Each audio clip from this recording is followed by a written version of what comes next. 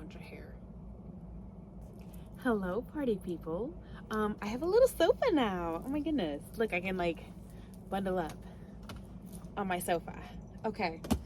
I was gonna do this video tomorrow, but I got inspired to do it now because I was writing down the questions that I was gonna answer. So this would be like a day in the life type of Q&A. Not really talking about like the finances or stuff like that. So like if you want that, let me know. So what made me decide to live in a bus? Well, great question. I'm glad you asked. For me, it was the quickest way to get out of my parents' house. Like I love my parents, don't get me wrong. But like I was always such a free spirit. Like I wanted to go explore. I wanted to go be on my own doing my thing. And this felt like the route to do it. Like it gave me so many different opportunities to go really wherever, I guess. And I don't think I really thought about it too deeply at the time either. It was a little bit quick. Like the decision making process was pretty quick on the vehicle when I purchased it. But yeah, definitely I just wanted to go live. I wanted to go do whatever I wanted to do, you know? What does a typical day look like for me? I would say I would kind of like break them up into 3 different types of days. We have like our working days, we have a chore day, and then what was the other one? A nature day. So for like the working day, if it just kind of depends on the job that you have at the time, I think.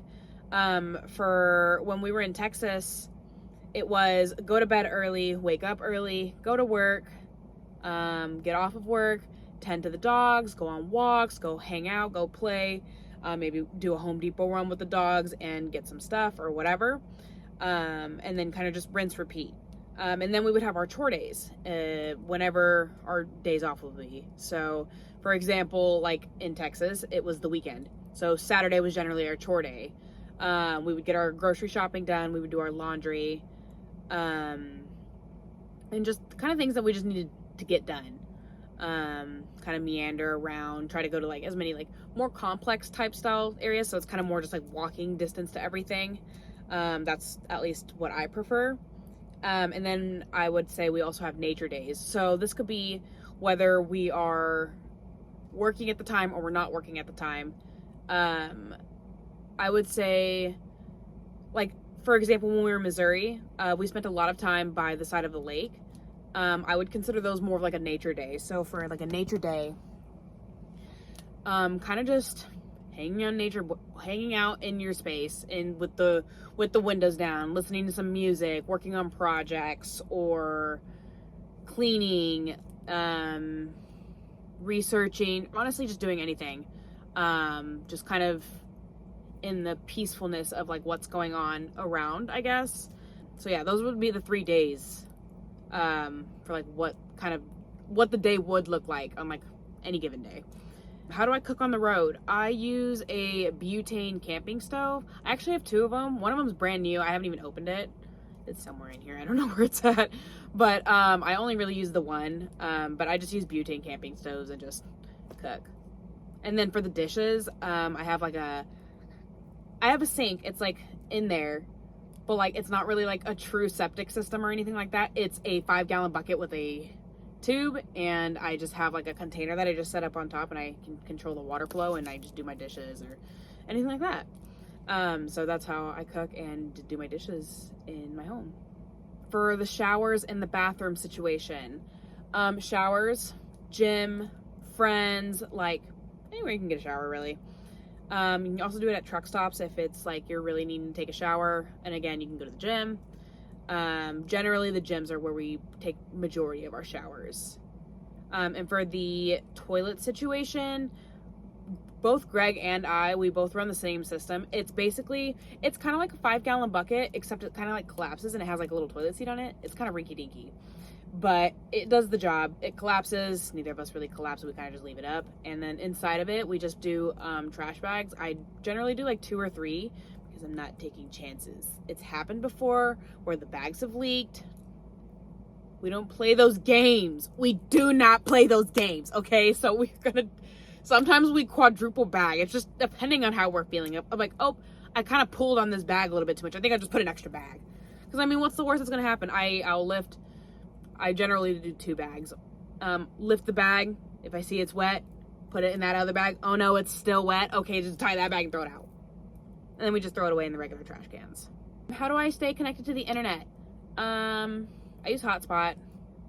I hotspot my computer if I'm doing anything on the computer, and I just use data on my phone. So I'm not really on the Wi-Fi much. I would like to be eventually Starlink. Here we come, but we're not there. We're not there. Starlink is super expensive. So yeah, we're not there. Laundry. Laundromats. Laundromats are friends' houses. That's it. I like the laundromat because it's a whole adventure. It's fun for me. It's fun for me because I'm also doing it with like a friend also. So like it's just like an event, you know? It's like a group activity. How do you choose where to go next? It kind of just depends on like what's going on around, I guess. Like both of us, we both had family in Missouri. We were gonna like just drive through Missouri. We're gonna go visit. Could be, oh wow, I saw this really cool picture. Oh, it's kind of on the way to X. Let's go hit this and go that way. We're like, okay, let's do that. So it's kind of, I wouldn't say it's generally super planned out. I mean, like this was fairly planned out because we knew that I was gonna leave California, meet up in Texas, drive through Missouri, go to Wisconsin. That was really the only plans we had. Greg and I actually separated from Missouri to Wisconsin. He just got here today. I got here yesterday. But he went through Iowa and I went through Illinois. So yeah, it kind of just depends on anything. It depends on whatever, honestly. Like you see something cool, you just go look. Can you get there? Yeah. Perfect. Let's go. How do you find places to park overnight? There are apps for it. Stay Free is one of them. iOverlander and iOverlander 2. iOverlander 1 was the one. Unfortunately, I don't know if you guys have noticed, but they don't work anymore.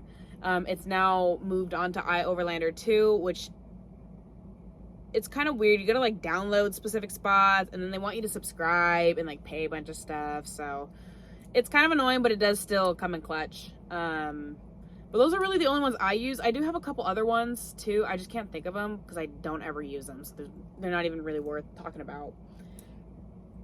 Sometimes people will post about them in Facebook groups as well. I'm in a couple bus living, women van lifers, and just like a whole bunch of different groups, and a lot of resources are shared within those groups also. Oh, speaking of, I already mentioned it in my last video, I think, but I have a Nomad Convoy Facebook group. If you guys are thinking about getting on the road, ask to join it. What do you do when you're having trouble finding legal or safe parking? Sorry, a car came. I was like, what is blinding me? There's a crack in the curtain.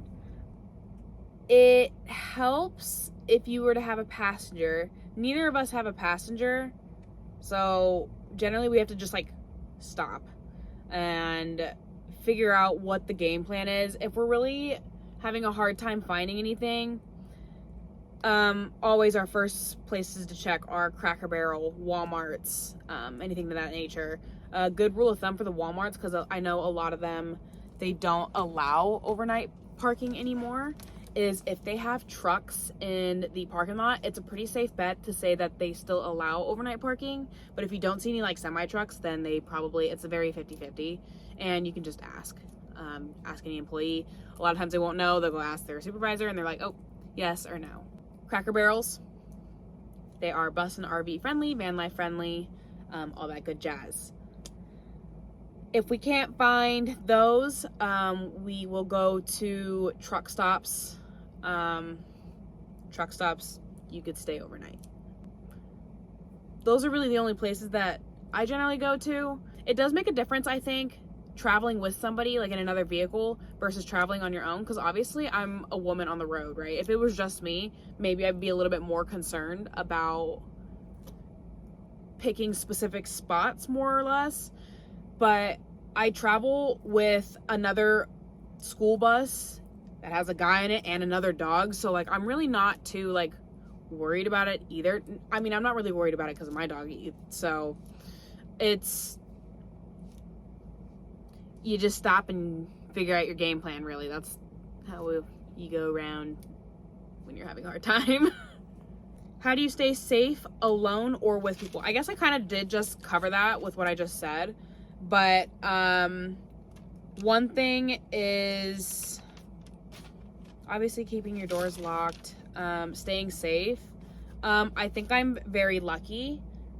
I feel like I, at this point now, have scary dog privileges. She's not a scary girl, but she does look scary. She's buff. She's a buff pit bull. So I think, and she's got a lot of drive. So I've been working a lot with her on her drive. And so when she's walking out in public, she's pulling against her leash and showing off her muscles. So she just looks probably pretty intimidating from like the eye of somebody who does not know me, obviously. Do you get lonely on the road?